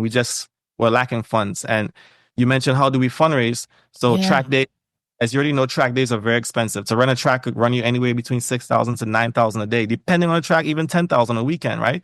So what you can do is how you sell your tickets, how collaborate. You can find different other organizations who are private clubs. You can collaborate. So that's really our goal, is to collaborate with other people to kind of get the funds in, and any profit, then we can kind of spend it back on the plane or the food. Or we also collaborate with people that make custom suits. And that's a whole crazy another story. But when we put you back on the bike, we want to put you back in a safe situation, right? If you, like for me, when I went to buy suits, nothing would fit me, right? And everything hurts to put on. So we have a company that we partner with called GoMax USA. Eventually, what we would do is, once we bring somebody on through the bike experience and they feel like they want to take that talent to the track, we have somebody who will make you a custom suit. And so I'm technically calling me the ambassador of that suit company. So I model the suit. I show you where we can adapt. If you lost your arm, we cut out a spot here, zip it off. If it's in your legs, we zip it off. Everything is easily and adaptable to your, depending on the disability. So there's a lot that goes into it. I'm talking about a lot. And on the back end, we're trying to provide some type of support for the families as well. So again, every bit of the funds gets spent right back into the survivor. Well, both of you, on both your websites, which the links are in the show notes, but for Ride Again and for TBEX, you both have made it very easy, and you both have donate buttons. I know this because I've sent a little donation to both of you tonight from our podcast. So much. Just a little bit, but this is why we do this, because you guys are helping so many people. And in this Christmas season, I recommend our listeners to do the same. Yeah. Now, I know we said this last week, with our non-profit last week. Yeah. But these are all so great. And the thing that I'm enjoying hearing the most is you have this commonality that binds you together. Your stories are so different, but it's a story of overcoming. And it's a story of a love of motorcycles, which is why we're here. Right. And it's incredibly inspiring. I mean, you, Mike, you were presented with something, and as you say, God was obviously smiling at you, and you've gotten over it. Jason, I mean, you've been struggling since the age of 2. Hold on. I don't think Jason's struggling. Jason, but overcoming since the age of 2. Jason, I'm just curious. Were you that kid who jumped off of roofs? That kind of kid? Probably. I don't think anything ever stopped you. There, I've thought about this, and I've had a lot of years, and we're supposed to get wiser as we get older, but that doesn't always. That's He's like, I jumped off a roof last week. But I think that the third commonality, every single one of you has just got this fierce spirit, this almost unbreakable spirit. Yeah, I agree. We're so different, and the way it all came together, right? And how different we are, and how we gelled. You know, the coincidences, you can't really make that up. And it's just when I got hooked up with Mike, and I was just amazed that I even got to go road racing, and then I won some races, and I was like, God. But when I saw those people, when I saw them win that championship, I mean, that was just like, I mean, I was just in freaking tears. I mean, that's just completely badass. No, nobody. I've never even seen anything like that, and it's just so. And just like what Joseph said and what Michael said, the motorcycles that's people that ride. That's what keeps us alive. If we don't ride, we'll die. You know what I love? Die. If not, not physically, but spiritually. It's the same thing. Yeah. I'm watching Mike, and he just looks like hearing both Joseph and Jason talk about riding, and Mike just sitting there with a grin. He's drinking it all in. So He's much drinking pride. it all in and enjoying it all. I love it. Right. Hey, Joseph, I got a question for you. Since you've gotten back on the track, are you faster now? So, all right. If you're listening to this again, please, this is not me bragging or any shape or form. Here we go. Yes. He's 20 pounds lighter. He's right. I was going to say, power to weight, darling. Power to weight ratio has changed. Yes, he's faster. I'm sorry, but I'm definitely faster. But it's the mental. So on the street, anytime I come across a regular rider on a bike, you know how guys are. Let's have some fun. Not a race, but let's have some fun. When we have fun, I always outfun them. Let's just say we outfun them, right? Mm-hmm. Now, when I get to the gas station, they're always like, when I tell them, yo, I'm missing a leg, the first thing I say to them, I was like, look, if you thought that was a quick ride, you should know that that's extremely slow, because when I went to the track, I met so much more faster people than I, right? So this is what I say about people when you have to go to the track, because it's the most humbling place to be, number one, because there's always somebody faster than you. So if you have that concept, when you're on the street, you're not going to get crazy. There's never an urge to get crazy. If you're the type to get crazy because you want to be fast and you've been to the track, you just don't get that. It doesn't go hand in hand. The track is a humbling place. You go there, you just learn to get better, right? So I would say, yes, I'm faster. Can I be faster? Yes. Can I race with Mike? My plan is to actually race with Mike's team one day. But for me, I'm trying to line all my ducks up in order, because I'm a different type of rider. So just as I had to rebuild my body with my life, I know once I put my thought to the bike, I need to be able to afford four more bikes when they go down. I hate to fall bikes go down, and I can't rebuild it, and I'm stuck without a bike for months, right? So I'm waiting until I can afford it. Joseph, can I talk a little bit about your life now? And the reason I'm focusing on you, it sounds like you're a successful guy. You had it all going for you. You had the career, you had the wife, you had the children, you had the bike, and then suddenly it's pulled away from you. Just as you're kissing 30, very, very tough time to have your life change in such a fundamental way. Now, here we are, we're 5 years on. Tell us about your life now. I mean, your home looks gorgeous. You're sitting in front of a beautiful bookcase. So this is actually a Zoom screen. Okay, so are you living in a seedy motel room on your own? No. Tell us. No, I mean, how's Let's your... manifest that. But he's smooth, man. Trust me. That's the magician. That's magic. I love it. Yeah. So life for me now, 5 years later, I can break it down in tiers. Physically, I feel like I just got discharged from the hospital maybe 2 months ago. Right. I've learned to maneuver through my disability a lot better. What happened? I've been down since my disability, so I know how it feels. My biggest fear was falling with my injuries. Remember, I broke my neck and my back, so I have rods all through my back. So any crazy shift can paralyze me. A simple fall could shake me up for the rest of my life. So riding with the thought process, knowing that a fall is probably even worse than dying, technically, because now is the mental part, right? I don't want to be completely disabled. Not saying that I can't live a disabled 100% life, but everything is tough. I just don't want that. That's not my struggle. I don't want that struggle. I rather not. Right. So going through that process, every time I ride, I still deal with the fact that, okay, it could happen. My bills can go up. And then I have to go through the process of my wife taking care of everything again. Right. And that was crazy. She had to sacrifice like literally everything. My son, we had to go through therapy. I couldn't leave the house without him crying. My wife was always wondering where I was at. It was a lot, and it still is a lot. But having proper communication and utilizing your resources, especially, again, like I mentioned, therapy is strongly recommended. Just like you'll go to the doctor for your tummy, you need to go to the doctor for your mind and whoever that is, right? So for me now, because the tools that I've learned from my therapy and then from my experiences, this is what I use social media for, to put out there. Again, I paid money for all these different things, but my goal is to give it to you for free, because I don't really feel like we should be paying for anything in this world, not even riding a bike on a track. And that's why we make this free. But in terms of living my life, I would not recommend having a baby with no. Here's why. When a baby gets older, it's beautiful to see them growing and learn to walk and stuff, but they get fast. My baby boy right now is fast, right? So when he's running, I can't chase after him. It's such a workout. So that mentally, I'm like, that would defeat anybody. It's like, yo, just to be a dad, it's going to take, I have to be a gym monster just to do well, everybody has different types of wants to be fathers. For me, I want to be the best father I can be. Joseph, right? I have a suggestion for you. This is something that I've always recommended to people with toddlers. Ankle weights. Slow them down. I like it. I love it. Doctor in the pocket. Yep. Kids will have legs like this, though. I know.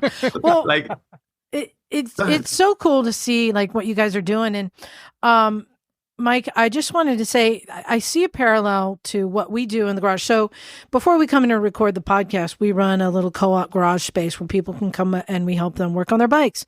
Simple things. But what I see happen is when you teach somebody a new tool or a new trick or just how to change their oil, and then they go, what else can I do? Right. And you see the confidence, the self-confidence go up, and the confidence in themselves. Yeah. And with us, very much like yourselves, there's never anywhere to pay. There's no means to pay us because we don't take money at the Recycle Garage. Everything is provided free of charge. What I ask of somebody, if we teach somebody how to change their oil on their bike or adjust and lubricate the chain, the simplest task, now they become the perfect teacher for somebody who's never performed that task before. So I say, hey, we've just taught you how to do the basic maintenance tasks on your bike. Why don't you come back and show somebody how to do that? And that way the knowledge is passed. And it's very similar to what you're doing. You're putting people out there on the track, you're giving them the experience, and you're inspiring others to do the same thing. It's wonderful. The other thing that I really love, and especially Jason just reminds me of this so much, that you're not disabled, you're differently abled. Right. Like, it doesn't have to stop you. You just have to figure out how to do it. And Jason, I'm guessing that like you probably have never thought of yourself as disabled because you've always figured out how to do what you want to do. That's a strange word for me. You're just differently able. I think, and everybody, if you want to look at it like that, everybody's disabled. Oh yeah, absolutely. You I know, mean, they're like, and I learned what able-bodied means. I got to at the track. There were no other people doing it. There was just me. I've seen a handful of people ride. I had a dirt track team for a couple of years. I took those guys around. I had a couple arm amputees and some a guy in a wheelchair that wanted to race dirt track, and it was the same like what Joseph and Michael both said. It takes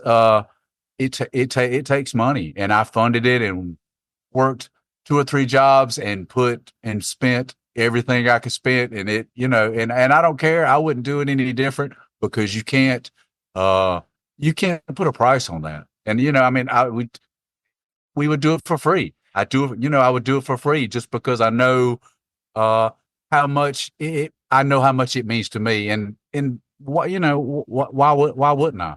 I mean, I've been doing it for so long. It would be foolish to waste something as special as that. Well, this is the time of the show. Unfortunately, we're getting to the end of the interview. I want to make sure I give each of you an opportunity to tell people your website, where they can come see you. I think you guys are in Pennsylvania. Joseph, where are you out of? I'm in Delaware.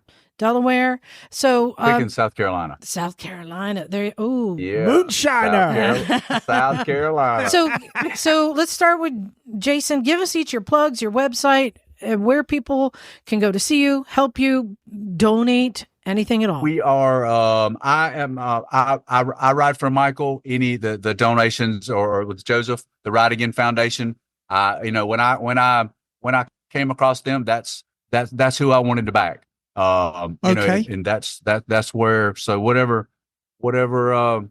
We will be at the ASRA, the ASRA. We're gonna run that whole series. So I think that's pretty much East Coast. I will be. I didn't catch Mid Ohio. I guess I missed you all. I was at the Barber Vintage thing. The Mid Ohio, I raced the dirt track up there and won probably 10 years ago. Do you go to Vintage Days?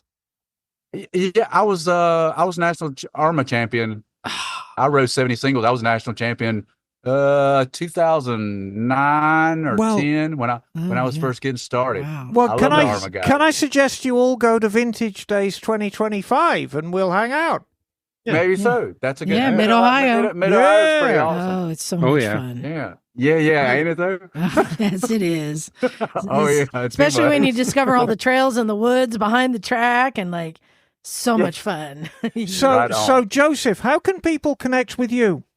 Yeah, so through social media, Instagram or TikTok, you can find me at Titanium Tarzan or Titanium S1000. Great. Yeah, exactly. He does the coolest posts. He's like, he is the man. He's the man. It's a beautiful thing what he does. He's a magician. Yep. Fantastic. On Instagram, I don't have as much followers as on TikTok, but I think on Titanium, I have maybe 60 something thousand. On my Titanium Tarzan, I have like 40K. On my TikTok, I'm approaching 400K, I believe. So it's all over the place. I just post again a lot of videos. I try to tap into the heartstrings, but again, Titanium S1000, Titanium Tarzan, and the foundation page is called the Ride Again Foundation. Ride Again Foundation. Yep. And we're going to include links on to both sites, and you both have donate buttons on there. Yep. And then and we're both hand in hand. So you donate to the foundation, the funds will find its way to the bike experience and vice versa, because we have a survivor hub, and we kind of spend the same money on the same things essentially. So. And finally, Mike, let's talk to you. How can people connect with you, Mike? TBEXUSA.org. Yeah. There you go. TBEX. And just to be clear, I mean, cash is nice, but do you guys need bikes? Do you need leathers? Do you need gear? What all do you accept? So bikes are difficult because we need very specific, we bikes that don't stall. We need bikes that, so we've been trying to build a stable of bikes. So we've got a bunch of SVs, a bunch of Aprilis, so I can bring, spares with us everywhere we. You know what doesn't stall? We discovered So the Niken. The Niken doesn't stall. Yes. Yeah. Do you have a No. Niken? We will take if as long as cruisers are tough because cruisers fall. But right. again, a lot of times we can take those bikes, we can turn around, auction them off, sell them off for profits that we put back into what we really need. And this has been a grassroots things for quite a long time. And luckily for the bike experience, that me meeting Joseph and Penny and the guys with the Ride Again Foundation, they've brought the new young life and the social media aspect into things that, quite frankly, I was incapable of doing. These kids these days, right? Yeah, them kids. So I couldn't lean. If I had a teenager, I could have said, "Hey, help pop out." But I don't have any kids. So I was leaning on my dog. You are allowed to yell at them and tell them to get off your lawn, I believe is the appropriate. Well, I wanted to thank you so much for, sharing what you do and bringing Cora to my attention. That's somebody I want to follow and really see her career go, because talk about a role model, somebody who's differently able, but not stopping and just as fast as anyone. That's such another great role model to let everyone know that you don't have to be stopped. There's a way to get back on two wheels. And I really appreciate you coming on and sharing your story. I highly recommend. I'm going to ask our listeners, because we always ask for donations to our Patreon, but I'm going to say, please donate to organizations like this. Yeah. It's well spent money. It really is. Miles on paces. Because motorbikes, right? Exactly. That's all it is. It's we're all motorcyclists. It's all, we're just trying to help each other out. Nice. Can I add one more thing? I would like to don't wait until you get injured to be a part of this organization, because if you do, we will be there for you, but it's better to kind of get involved now. Oh, you need catchers. Well, anything. I'm thinking Everything. we need everything. You want to donate crutches, walkers, anything health related to prosthetics. Like all these funds we give, we're on the way of. We just collaborated with a company to give away a free leg, to give away a free arm. It's just all about the give back. Most importantly, is taking care of the house and the homes. So just in case you get injured and you want to create a GoFundMe, we are technically going to replace GoFundMe by giving you that opportunity to get back to life so you can focus. Thanks for that plug. An arm and a leg. Yeah. For real.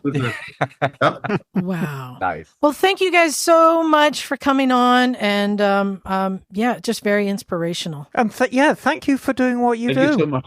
Thank you so much for having us. Oh, Thank you. All Thank right. you very much. Thank you. Good night, you guys have everyone. been great.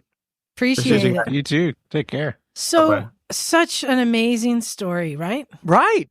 I love it. And Jason, that guy and his smile, I love it. So we have time just for a couple emails, I think.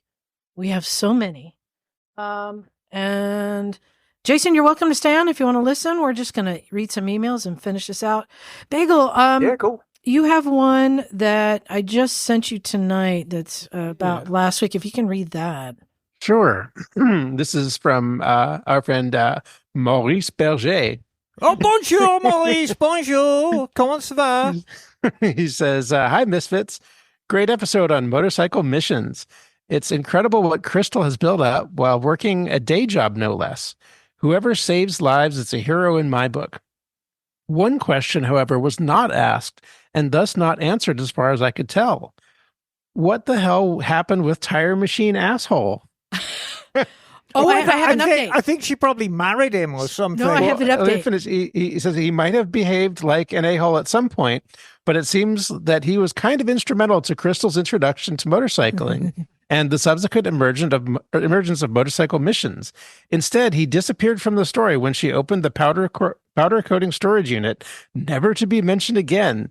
Is he still part of the operation? Eat fast and bite nachos, Maurice.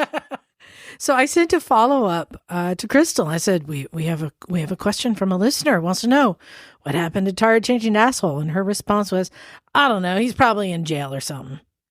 There we go. Wow.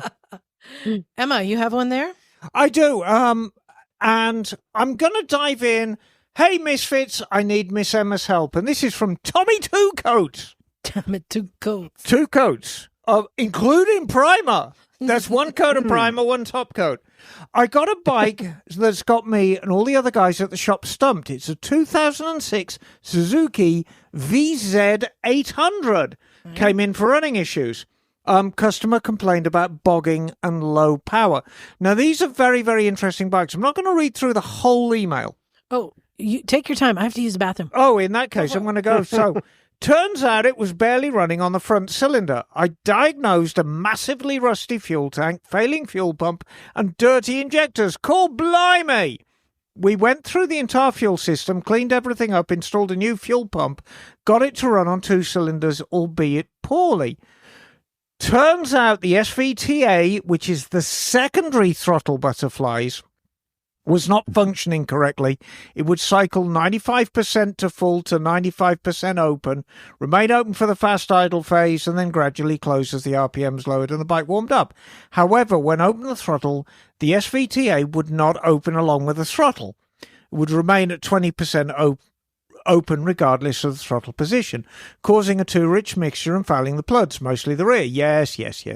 Double check to make sure the main TPS and secondary TPS throttle position sensors, Bagel. How about that? Yes, indeed. Was set correctly. The main TPS needed adjustment but did not fix the issue. Check for continuity, blah, blah, blah, wires grounding, and so the bike charges well. It's got a strong spark, plenty of compression on both cylinders. I've run the bike with a fuel pump out of the tank by supplying secondary power in a tub of gasoline, and it holds 43 psi, which is just fine. So this is where they're at with this bike. He removed the secondary throttle butterflies, which is, funnily enough, a modification that a lot of Gixxer guys do for the track. It seemed to run better with the idle adjusted too high, but as soon as you bring the idle down to a reasonable level, less than 1400 RPM, it seems like it chokes the cylinders again and fouls the plugs, mostly the rear cylinder. Check the vacuum, blah, blah, blah. So, you got to pull the codes out of this bike, and I'm guessing that the fuel injection light is on.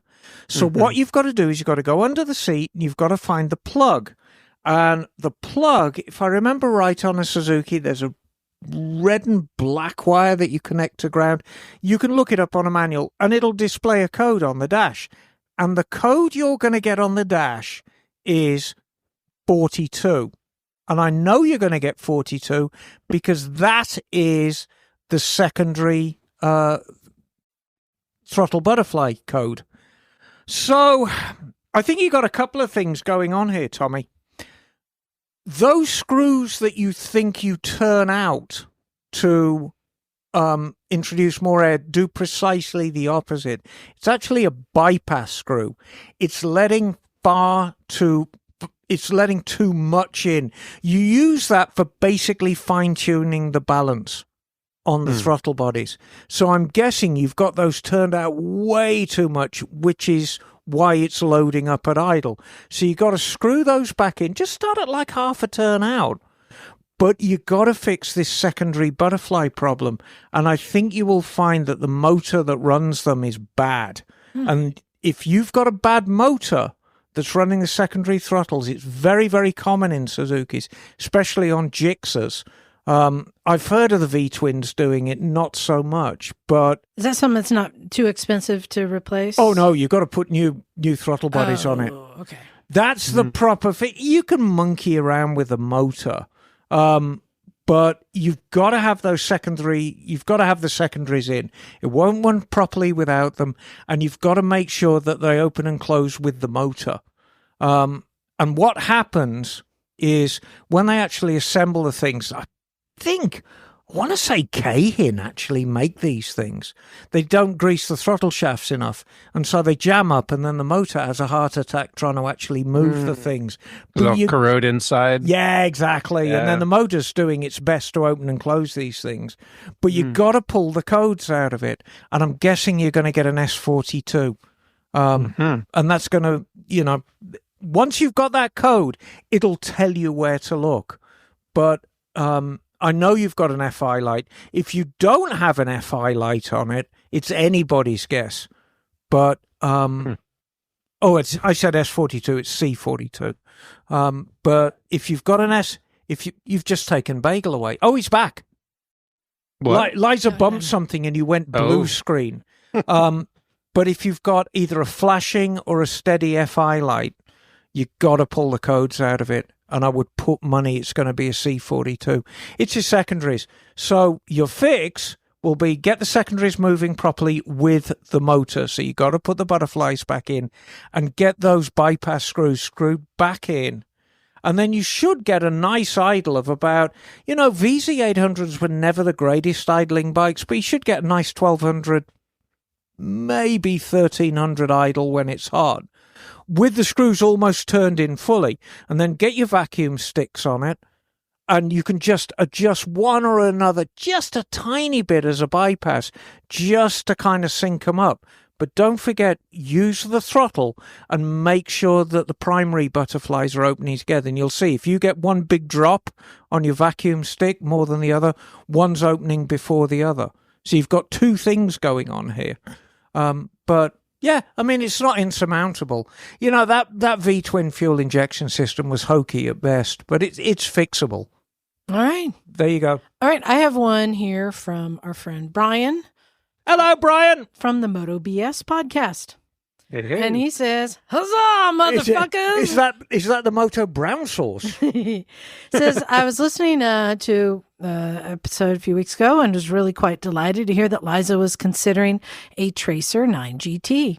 She mentioned it's a good all-around bike that you can ride across the country. In fact, I did just that a couple of months ago, riding from Tampa, Florida, all the way to the Recycle Garage. There's a picture of his bike here at the garage. Fantastic. And he says, and then I rode it all the way back over 7,800 miles. Then someone said, isn't that a dad bike? I was immediately crestfallen, but alas, I am in fact the father of two handsome grown boys. And so by definition, my beautiful Tracer is a dad bike. I would like to submit, however, that it is actually in a new category, hot dad bike. The Tracer will easily exceed 135 miles per hour. That's where he lost his nerve. It can go faster than that, I'm sure. Carve up any canyon road with the best of them and power wheelie in the first 3 gears. I'm not suggesting you have to be a hot dad to ride one, but if you are a dad and you ride one, you'll be at least a little bit hotter. And I have a suggestion. Pictures included. Yeah, pictures included. I can see that. If anybody is listening to this podcast right now and is a dad and is feeling that they're not a hot dad, the solution will be to sit in front of the fire at home or a radiator if you're in England. And I think you'll find when the temperature goes up a little bit, you will become a hot dad. Well, I want to hear from our listeners what they think is a hot dad bike. You are riding. You do realize you are riding a Tracer 9 GT now. Yeah, I know. It's just got an extra wheel. I know. That's a hot, what am I? I must admit, I haven't ridden... Uncle bike? Yeah. No, I mean, I haven't ridden a trikey since I was 3. But I still enjoy Liza's bike. All right, I think we can fit 2 in. I mean, you have one there. Keep that on cue. And Bagel, you have one from last week we didn't get to. Yep. All right. So I have an email here from Alan Andrews. Emma, see if you can figure out where Alan is from. Yes, carry on, Bagel, please. Yes. Alan writes, hey, Misfits. Never heard of Mary McGee until your recent podcast featuring Haley in her film. Just watched it. Amazing, both Mary and the film. What she went through to achieve what she did, given her natural skill, etc., but also Haley creating such an atmospheric, emotional film in 22 minutes. Hopefully there will be a sequel with more of the interview footage. What a lady. I know where he's from. Where's he from? Bakersfield. I also wanted to mention about borrowing vehicles and what happens if you prang it per episode around 160-ish. Trouble with working through your earlier episodes whilst listening to current ones. We always had a saying, if you bend it, you mend it, crash it, then cash it. Right. Simple and always work well. A friend of mine borrowed my CX500 and for some reason decided to change the oil for me. Fantastic. He was good like that. Unfortunately, on this occasion, he filled it up with old oil from his Gixxer that he drag races. Within a week, the bearings were shot, and this oil literally poured out like gin, albeit not such a pleasant color or smell. Literally. Literally. He fessed up, though, rebuilt the engine with puka oil, and lent me one of his bikes whilst he was rebuilding it, as it was my sole means of transport at the time. We have had many a good laugh over the ensuing years. As ever, keep up the great works, ride safe and eat well. Cheers, Alan, Canterbury, UK. Oh, he's in Canterbury. That was absolutely... Bagel, that was absolutely fantastic. It was like Well, you were thank you. there. I love that. What was the saying he just said? If you If you bend it, crash you it, you mend cash it, crash it, then cash it. That's right. Yeah. And that's the I sort like of it. thing. That's the sort Yeah. of thing they do in Canterbury. All right, Emma, you got one more there to read? Yes, I do indeed. And this is from Tim Brostrom. Hey, Tim. And the message says, I have a recommendation for your podcast. And the recommendation is stop talking about fucking Jeeps. Chris Dello's biography, Living Fubar, is available on Amazon. And though Chris is old now, he would make a hell of an interview. Fubar headers changed the accessory industry in the day. Just saying, if there is any interest at all, I can connect you. He might also be willing to advertise with you somehow. Cha-ching! I can hear the cash register. Are you familiar with that, Fubar? No. No. Neither am I. I know the saying. Fucked Yeah. up, Yeah. fucked up beyond all recognition. Oh, is that what that is? Fubar. Yes. I thought it was It's like an energy bar. No, it's a technical term. Yes. Yes. It's very popular with members of the armed forces, I am told. Yes. Like snafu. Yes. Situation normal, all fouled up. Yes. Okay. All right. Well, another great episode. Yeah. Some great stories that we're bringing, and the fact that I keep finding new sources for amazing things that are happening on two wheels. Boom. Like tomato sauces and mayonnaise type sauces. Well, we're not ending it there. Hey, this is the holidays. So first off, happy holidays to Happy holidays. everybody. Christmas is in 3 days. Yeah. Coming soon. And I hope Santa empties his sack into your Christmas box. And for Christmas, I'm giving myself some noodle bowls. Hey. Plenty of noodle bowls. But we're going to round this out next week. I'll be gone, but you guys will be running the show. I will be in charge. And we're bringing back one of our favorite nonprofits. Well, don't say any more right now because I do want it to be a surprise. This is a non-profit that's local, very, very close to our heart. It's a great episode. So tune in. Yeah, I like this theme that we're going. But do send us your emails at motorcyclesandmisfits@gmail.com. Tell me about your Jeep and your hot dad bikes. Oh, God. And tell us about your hot dad bod. Hot dad bod? Hot dad bod? What's a good bike for somebody with a hot dad bod? I don't know, something you can rest your beer belly on, I suppose. I was going to say one of those stunter bikes with the caved in. I like the sound of that. I don't know. Righty-o. Yeah, what exactly is a dad bike? I'm curious. What is a dad bike? BMW.